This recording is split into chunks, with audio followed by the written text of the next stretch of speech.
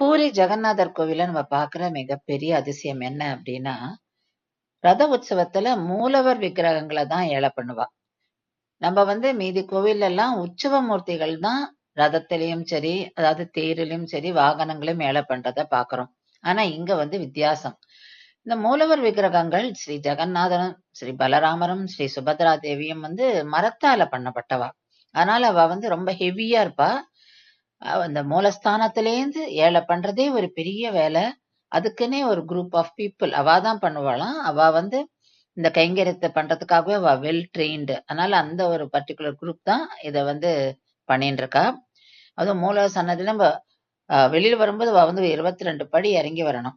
So அதுல அந்த இடத்துல அந்த நடுவுல இருக்கிற ஒரு கோலம் மாரி ஒரு டிசைன். அத கால்ல படாம அவ ஒதுங்கி வருவா. அந்த இடத்துல ஏல பண்றதுன்றது அவ்ளோ கஷ்டமாம்.